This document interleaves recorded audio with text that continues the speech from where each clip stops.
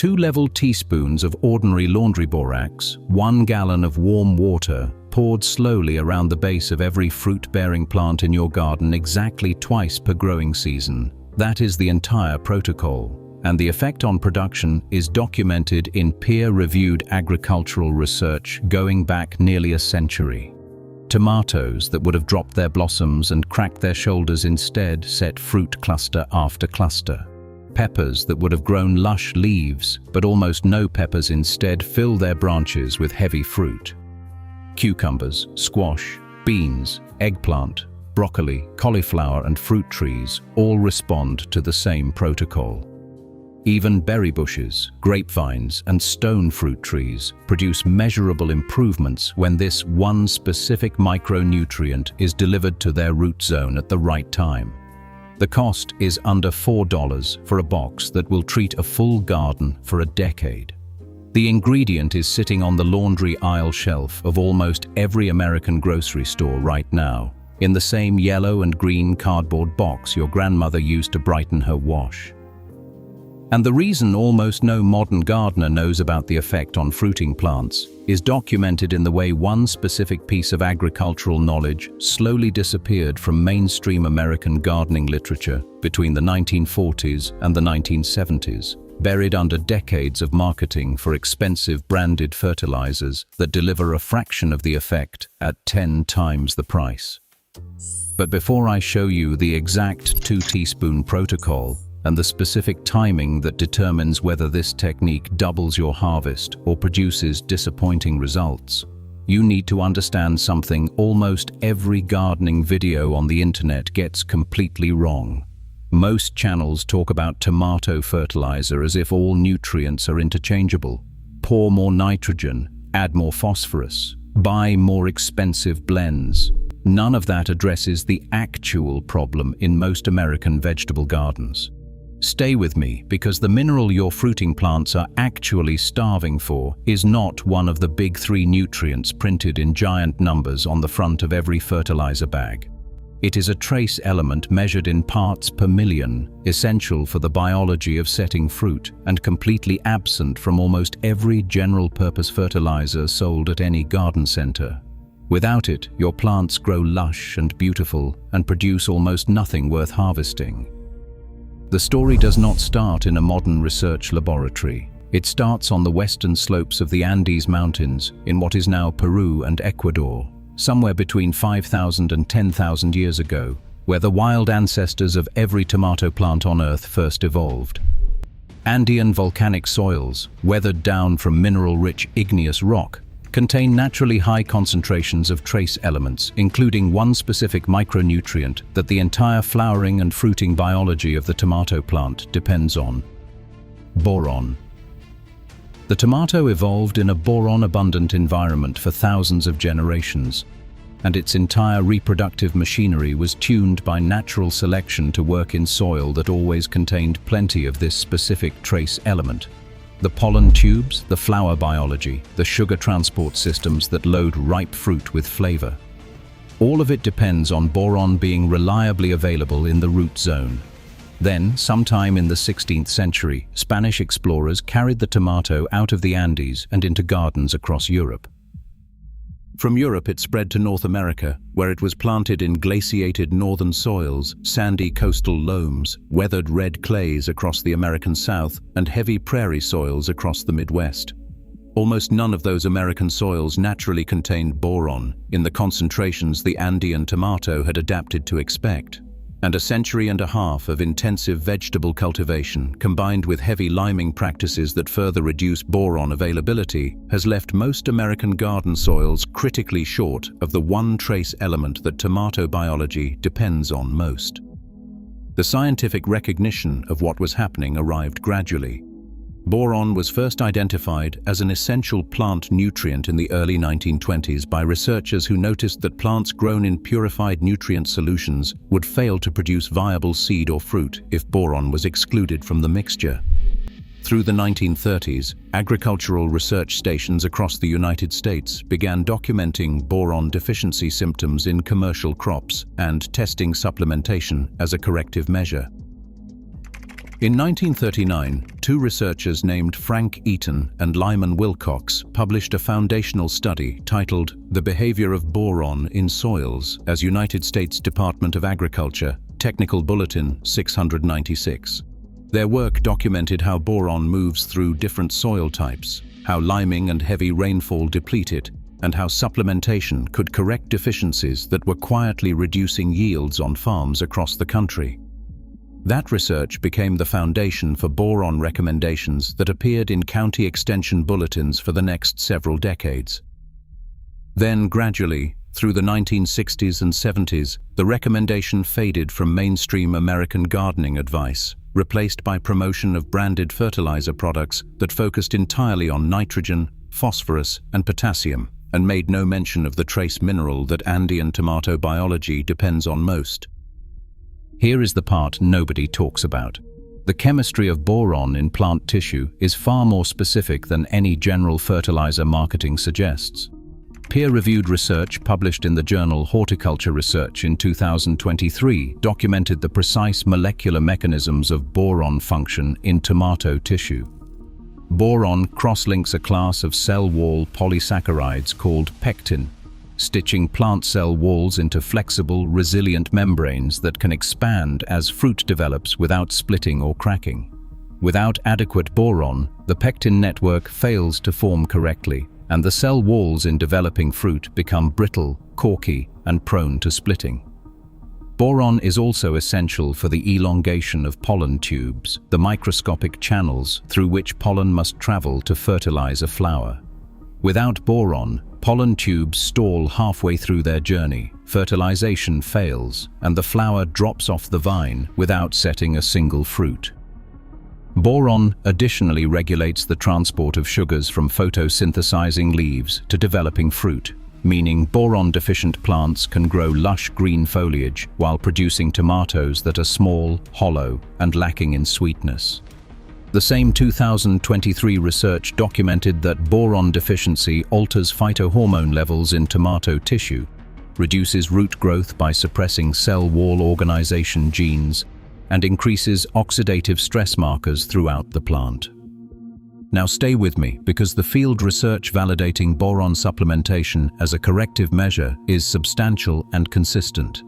A study published in Hort Science by Pete and colleagues documented that boron supplementation applied either as a soil drench or as a foliar spray significantly increased plant dry weight, improved fruit set, increased total yields, increased marketable yields, and improved fruit shelf life and firmness in field-grown tomatoes. Research published by Uraguchi and colleagues in the journal Frontiers in Plant Science documented that increasing boron availability to tomato plants under deficiency conditions dramatically improved both vegetative and reproductive growth. Additional research from Francois in 1984, published in the Journal of the American Society for Horticultural Science, documented the specific narrow window of boron sufficiency in tomatoes, identifying both the deficiency threshold below which fruit set collapses and the toxicity threshold above which plants suffer leaf damage and yield loss.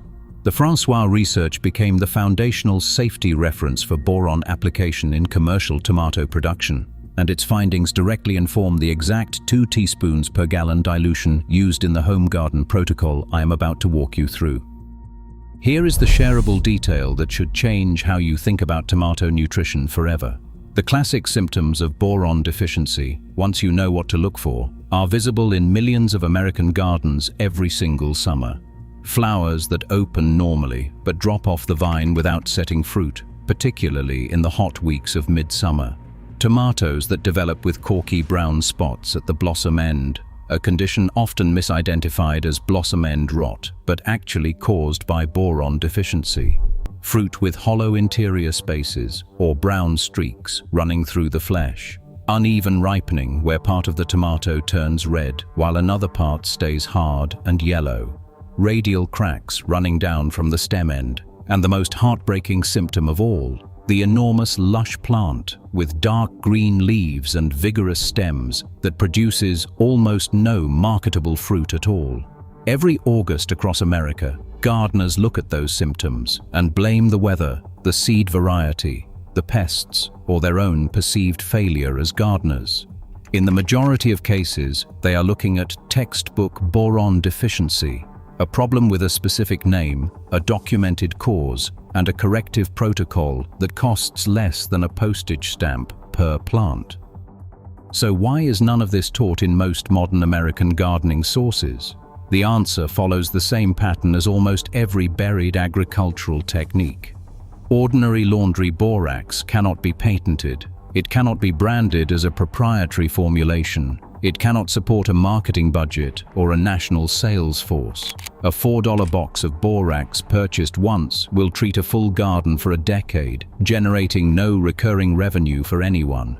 The economics are exactly backward from how the modern fertilizer industry needs to function. So, a specific corrective for one of the most widespread nutritional deficiencies in American vegetable gardens sits ignored on laundry aisle shelves, while the same gardeners walk past it every week on their way to spend $40 on branded tomato fertilizers that contain little or no boron and therefore fail to address the actual biological problem in their soil.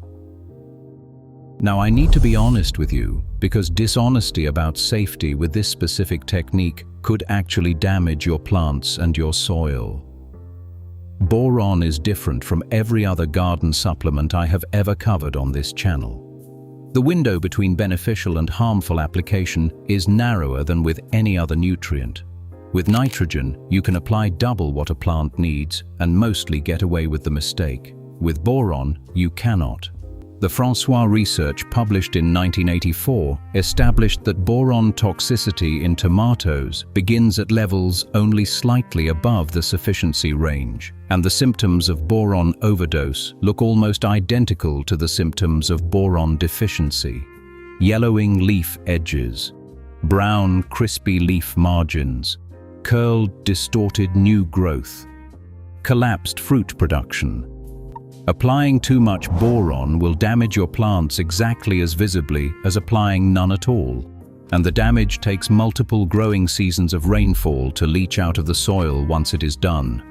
This is why the 2 teaspoons per gallon dilution is not approximate. It is calculated to deliver boron in the correct biological range, and it must be measured precisely.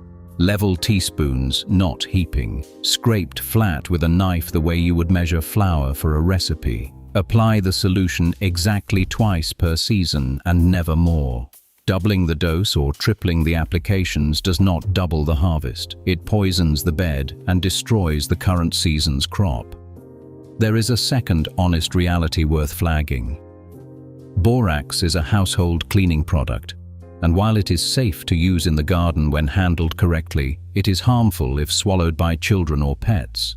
Store the box on a high shelf, away from any place a child or animal could reach it. Label your mixing container clearly so no one in the household ever mistakes it for drinking water. Mix, apply, and store the container with the same care you would give any cleaning product from under your kitchen sink.